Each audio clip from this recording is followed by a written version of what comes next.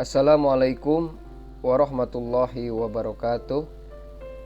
Kelompok kami akan mempresentasikan mengenai analisis isu global yang terjadi di Indonesia, lebih khususnya mengenai proxy war, di mana isu-isu tersebut haruslah segera dicarikan penyelesaiannya agar tidak menjadi ancaman yang nyata bagi negara Indonesia.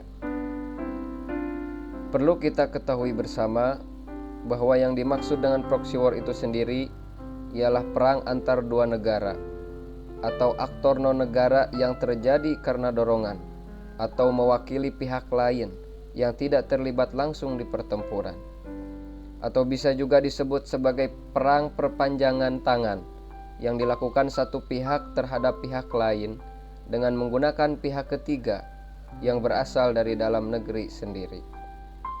Maka dapat kita simpulkan bahwa proxy war ialah suatu keadaan atau konflik yang bisa jadi dilatar belakangi oleh pihak-pihak yang mengambil kepentingan.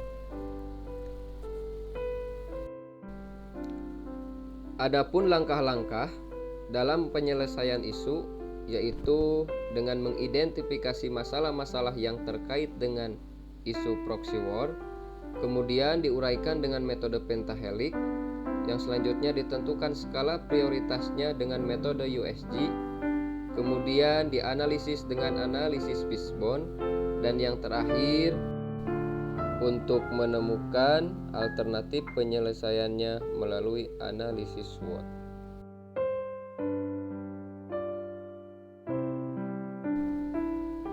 Kelompok kami mengidentifikasi beberapa isu yang mesti dikedepankan, diantaranya yaitu pertama, maraknya berita hoax di media sosial, kemudian gerakan separatis di Papua, dan yang ketiga terkait narkoba. Berikut analisis isu kontemporer menggunakan metode pentahelix. Yang pertama, isu kontemporer tentang maraknya berita hoax di media sosial. Government, kurangnya pengawasan pemerintah terhadap media sosial. Akademik, kurangnya pemahaman masyarakat terhadap fungsi utama media sosial. Bisnis, banyaknya pihak yang memanfaatkan berita hoax untuk mendapatkan keuntungan. Community, mayoritas masyarakat menerima informasi apa adanya tanpa menelusuri kebenarannya. Media sosial sangat mempermudah penyebaran berita hoax. Yang kedua, isu kontemporer gerakan separatis di Papua. Government, kurangnya perhatian pemerintah terhadap masyarakat Papua. Akademik, kurangnya penanaman nilai-nilai nasionalisme. Bisnis, adanya investor asing yang menguasai sumber daya alam di Papua. Community, sebagian masyarakat Papua masih merasa diperlakukan tidak adil oleh pemerintah. Media, keterbatasan akses media nasional oleh sebagian masyarakat sehingga pola pikir mengarah pada separatisme. Yang ketiga, isu kontemporer narkoba. Government, belum optimalnya pemberantasan narkoba oleh pemerintah. Akademik, pendidikan agama dan moral di lingkungan keluarga dan masyarakat kurang ditekankan. Bisnis, masih banyaknya transaksi ilegal yang menguntungkan pihak tertentu yang lolos dari pengawasan pemerintah. Community, kurangnya kepedulian masyarakat terhadap warga yang minim pengetahuan mengenai bahayanya narkoba. Media lebih banyak memberikan kasus narkoba yang menjerat public figure dibanding pemberitaan tentang bahayanya narkoba. Selanjutnya, menepis isu menggunakan metode USG. Berdasarkan keterangan, kriteria berdasarkan USG, U adalah urgensi atau seberapa mendesak suatu isu harus dibahas, dianalisis, dan ditindaklanjuti. S, seriousness, adalah seberapa serius suatu isu harus dibahas dikaitkan dengan akibat yang akan ditimbulkan. Growth adalah seberapa besar isu tersebut bila tidak segera ditangani. Di dalam tabel ini ada angka interval penentuan prioritas dari angka 1 sampai 5. Angka 1 sangat tidak mendesak, gawat, dan dampak. Angka 2 tidak mendesak, gawat, dan dampak. Angka 3 cukup mendesak, gawat, dan dampak. Angka 4 mendesak, gawat, dan dampak. Angka 5 sangat mendesak, gawat, dan dampak.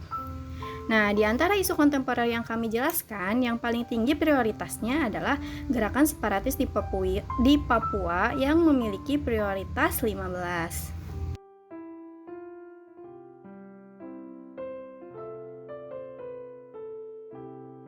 Baik, sebelum kita lanjutkan pada analisis fishbone dari Profesor Kaoru Ishikawa, saya akan sedikit memaparkan mengenai pengertian separatisme. Separatisme adalah istilah yang berasal dari bahasa Inggris, yaitu separate, yang berarti terpisah. Dan menurut Kamus Besar Bahasa Indonesia, separatisme adalah paham atau gerakan untuk memisahkan diri, yang berarti mendirikan negaranya sendiri. Selanjutnya, analisis fishbone tentang sebab akibat dari gerakan separatis di Papua. Terbagi menjadi 6 kategori, yaitu kategori pertama equipment. Sebab-sebabnya adalah teknologi masih tertinggal dan peralatan-peralatan yang digunakan masih minim. Kategori kedua yaitu people. Sebab-sebabnya adalah mayoritas masyarakat masih tertinggal dan masyarakat masih merasa termarginalkan. Kategori ketiga yaitu proses. Sebab-sebabnya adalah akses yang sulit ke beberapa daerah serta kekhawatiran akan serangan pemberontakan. Kategori keempat, material.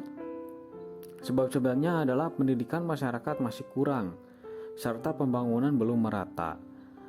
Kategori kelima yaitu environment.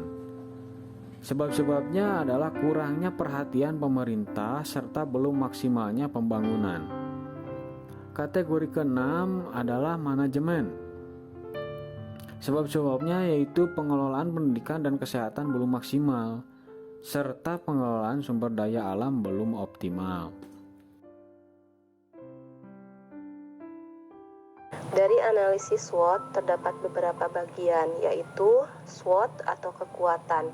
Daerah yang memiliki sumber daya alam yang melimpah, masyarakat memiliki rasa kebersatuan yang tinggi, masyarakat sangat cinta terhadap daerah dan sukunya.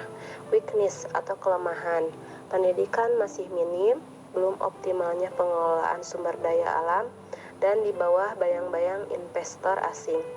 Opportunities atau peluang, banyaknya potensi yang dapat dikembangkan di berbagai komoditi, dan Papua merupakan provinsi yang luas yang mampu meningkatkan prospek pengembangan berbagai bidang usaha. Dan yang terakhir ada threats atau ancaman, banyaknya kelompok separatis dan rasis yang bisa menjadi ancaman bagi Indonesia. Alternatif penyelesaian isu, langkah penyelesaiannya diantaranya pelaksanaan kebijakan, menerapkan kebijakan yang adil bagi masyarakat Papua, meningkatkan kualitas otonomi daerah di Papua, meningkatkan kualitas hidup berdemokrasi, pengelolaan yang baik, meningkatkan pengelolaan pendidikan, meningkatkan pengelolaan kesehatan, mengoptimalkan pengelolaan sumber daya alam, pemulihan kondisi di Papua, menindak tegas kelompok separatis, mempercepat pemulihan kondisi keamanan, mempercepat pemulihan kondisi ketertiban. Dan yang terakhir, peningkatan kesejahteraan masyarakat, yaitu meningkatkan pembangunan, mendorong masyarakat dengan pembekalan berbagai keahlian, dan menciptakan lapangan pekerjaan yang layak.